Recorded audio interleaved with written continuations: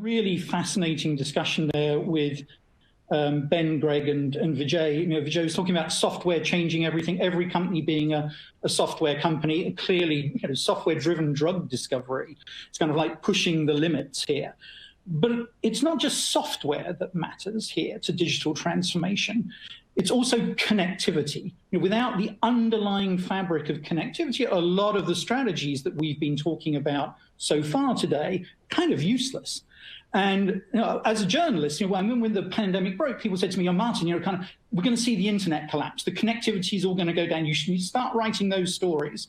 And I'm like, well, let's just wait and see. And actually, it's held up pretty well. And it's thanks to companies like T-Mobile that is the case.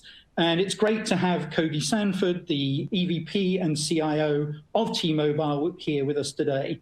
Cody, thanks for joining us. Thank you, Martin. Can you hear me?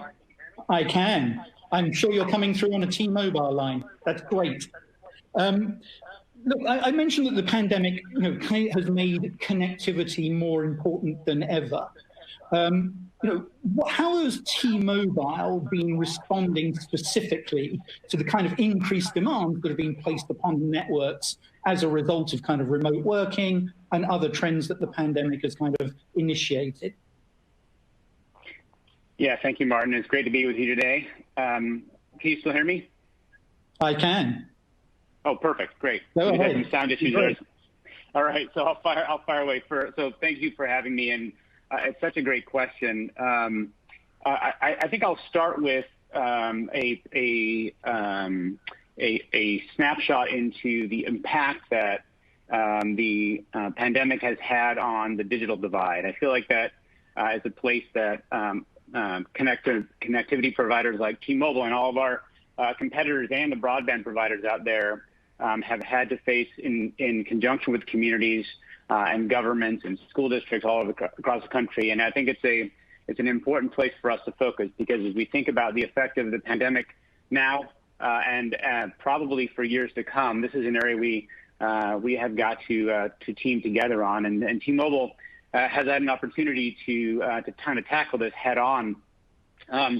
Before the pandemic, of the 66 million school children, roughly 9 million of them didn't have access to broadband connectivity at home. And anyone with children know that schooling happens in two places at least, but for sure it happens at school and at home. And not having broadband access or any connectivity access at home is a major issue. Post-pandemic, roughly 50 million school children now need to work from home. So that digital divide became a significant issue for families all over the country. And that's compounded on a kind of a broadband connectivity issue that's resident prior to the pandemic, which is there's a disproportionate challenge in connectivity in rural and poor areas in the country. I think over half of rural communities have one or less choices for high-speed broadband access, and many of them can't afford it. So we spent a bunch of energy trying to kind of bridge that gap. And since the pandemic began, we have launched a program called Project 10 Million, which has committed to provide free access to 10 million homes with children, of school-age children, to the internet. And since March, we've connected 2 million students, and the program just getting off the ground. So that's one area that we've really been focused on, and I think pretty much every local, state, and federal agency that's engaged in that area has been partnering with us to make that happen. Another area is just the ability to have relatively inexpensive access to connectivity, because everyone's looking at the unemployment numbers, and every single day,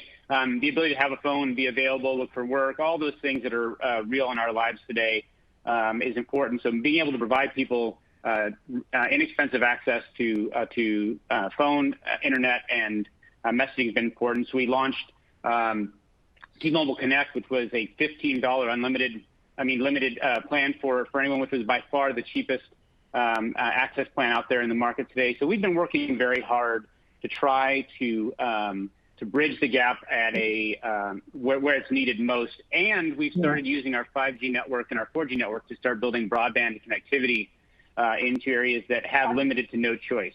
I was going to ask about that. That's really interesting. Yeah. So basically, it's a sort of combination of different pricing plans, of I guess you're rushing out kind of mobile hotspots, kind of a whole bunch of different initiatives to try and keep that digital divide from widening and hopefully to close it. So I think that is really important. But what kind of changes have you seen in customer behavior on the network in terms of usage of mobile phones? I mean, if my screen age of son is anything to go by, gaming has gone up probably 75%. But I mean, just more broadly, what kind of changes have you seen? Yeah, it's a good question. You know, there was a temporal impact initially because as the pandemic first hit in March and April, I mean, really acutely in the United States, we saw traffic patterns shift pretty remarkably. Because if you think about all of us are connecting right now through virtually, and many of us have been doing that since February. That's the reality of many people, and we were shut down much more severely in the first few months of the pandemic. So you can imagine the normal commuting and usage traffic patterns shifted very dramatically from highways, freeways, and office buildings to suburban areas and multi-dwelling units.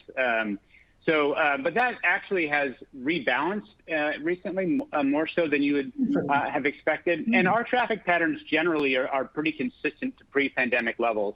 Because when people are home, they're splitting their connectivity between their broadband providers and their cell phones. But what we do know is that people who are splitting broadband access at home, just like yourself, if your kids are gaming and you're trying to have a meeting like this, it doesn't always work the greatest. In my home. So we're working on solving that. And one of the ways to solve that is to provide independent broadband access, like effectively doing cable-style broadband access routers in the home. Got it. And during all this period, of course, you've been going through a massive merger. You know, the merger with Sprint. Right. And of course, like I said, you're obviously providing a foundational kind of technology that supports broad digital transformation. But you yourselves have had kind of business challenges. You've got lots of call centers, you've got lots of stores, and you've got this merger on top of it. How have you been managing that, you and your team, and kind of what have been the biggest challenges there? And by the way, I'd like to ask the audience, please send in questions for Cody. Go ahead, Cody. Sorry. Agreed. Yes, the quick answer is as best we can. We're managing as best we can. It is after I think every company went through that initial phase of really just making sure that your employees were safe. There was a lot of that, making sure your supply chain were solid and you could get what you needed to the right places, and figuring out supply chains needed to start including PPE, which for us was new. Cell phones and base station equipment was new, but we had to move to making sure we could get PPE to our tens of thousands of retail locations. But once we were through that, you're right. We are literally on the precipice of one of the largest U.S. telecom mergers in history, and we have yet to be in the same room since the merger consummated on April 1st. Wow. So our leadership team has never been in the same room after the deal closed. And on top of that, Martin, we were also going through a CEO transition because John Ledger, who was our former CEO, exited roughly at the same time the transaction closed. So we've been onboarding a new CEO. Granted, he's very familiar with us, Mike Sievert. But that transition occurred, plus we had the merger, plus we had the pandemic. So it has been a unique challenge. But maybe just building on your intro, which is exactly right, we are not homogenous. We have 12 care centers with 17 care centers with 12,000 care reps domestically. We have tens of thousands of retail stores, and we have your traditional regional business offices and headquarters with your back office teams, all of which you have to enable differently. But T-Mobile has always prided itself on using technology to narrow the gap between the consumers and humans, as opposed to digitalizing that gap. Meaning, our care centers and the AI that we use in our care centers isn't designed to use bots to interface. It's designed to actually bring the customer closer. So you can imagine a world where we couldn't put people in those care centers. We had to very, very quickly pivot to enabling those customer care reps who sat in very large buildings all over the country to work from home and create that same human connection from home, which means we had to lean on the virtualized environments we had built, and we were able in about 2.5 weeks to take all 12,000, or roughly 97% of those 12,000 reps, and enable them to do the exact same things they were doing in care centers from home.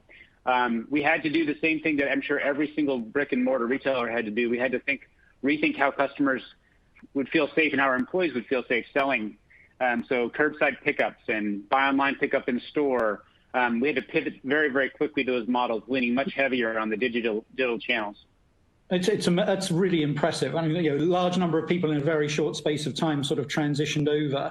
I got a question here from the audience related to this. It's like, with that acceleration, how did you think about the security issues that come with that? Because having people in the office and in call centers where you can kind of control that, it's much easier than having them all over the place. So how did you think about security? Well, we think anyone in our profession thinks about security every night. Typically, it's what wakes us up in the middle of the night.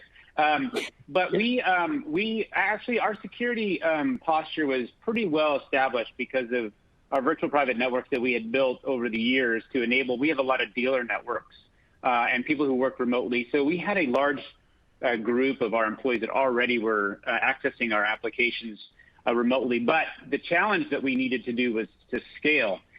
Because we didn't, with 80,000 employees plus our global partners, we had to scale. And we, again, thankfully, our virtualized investment that we had made earlier allowed us to scale very, very quickly. Within, I think, the first 7 days of the pandemic, we had scaled to accommodate all the traffic that we currently handle. So we were pretty well positioned. And we've had to think a lot more about security, but more just making sure that we have been keeping up with the bad guys. Got it. Yeah, absolutely. And they've been very busy. Yeah. I mean, I mentioned earlier that kind of you're this facilitator, this kind of mesh that makes digital transformation possible. I know you've kind of positioned yourself as an enabler of platforms that companies can use, with 5G and other technologies. Can you talk a little bit about what you've seen during the pandemic in the way that, all kinds of customers have been leveraging these kind of Internet of Things connectivity platforms? Yeah, I'll spend a minute, and maybe I can just broadly share that IoT is a 5G. They often get merged as a singular opportunity. Most all IoT today sits on older standards like 4G and 3G, and there's still even some 2G, believe it or not, IoT connected devices out there.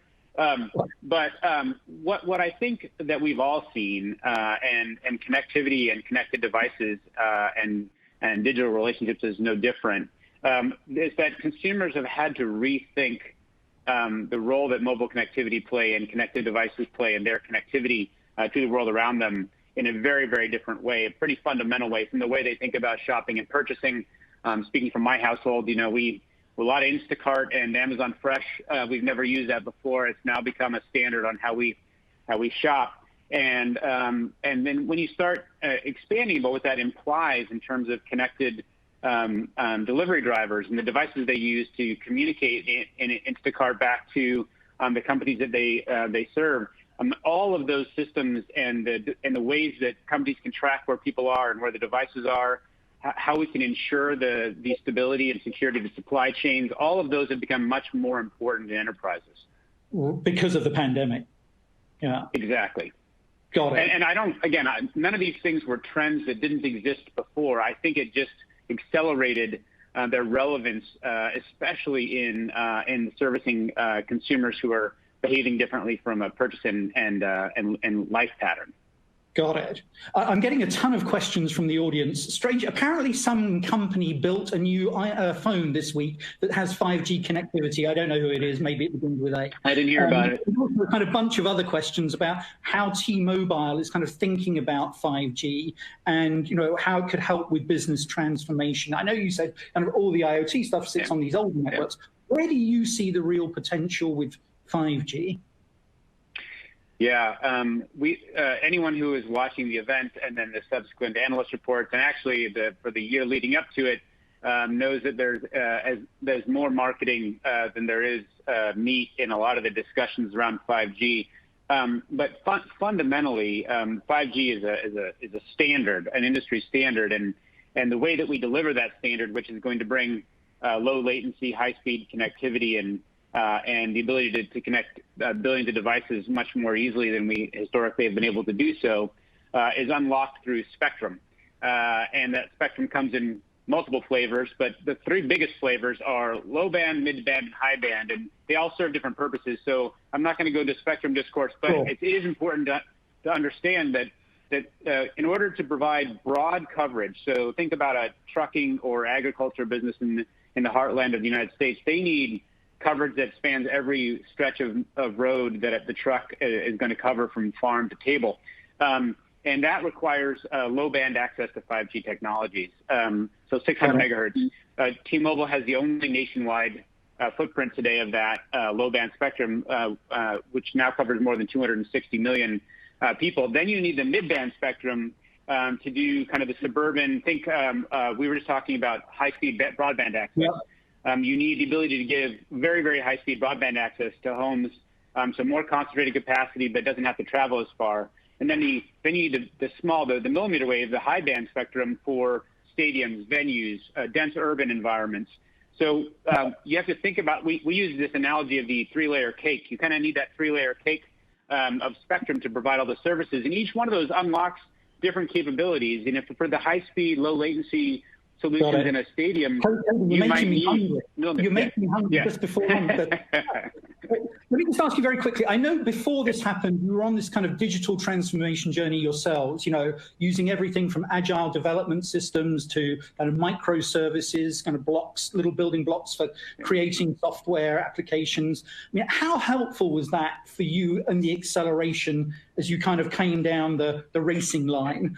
And what else do you need to do now to make sure you can maintain that momentum that you've built? Very briefly. Yeah, very quickly. It was the investments we made over the last 4 years, and all those areas you just articulated. Decoupling our infrastructure and moving cloud native. Those things were exactly the elements we used to do the other areas I mentioned. The ability to create those experiences for our care representatives, the ability to move to curbside pickup and virtualized retail, the ability to bring data and analytics to places where we needed it to better respond to the pandemic. All of those were in a direct result of the investments we made in those areas. But I will tell you that there's still lots of work for us to do. If you think about how consumers actually purchase and use our services in our industry, we are still, as an industry, lagging where I think our customers expect us to be. So our journey is still underway, and really using the customer as the center of how we solve our problems, and then applying technology to that. I think we're just getting started, Martin. Got it. Fantastic. Cody, we didn't have your face. I'm told you're a dead ringer for Brad Pitt, but your voice was wonderful. Thank you so much. Really interesting kind of lessons and learnings out of this for the connectivity that was so vital for digital transformation. Thank you so much for being with us, Cody. It was a pleasure. Thank you for having me, Martin.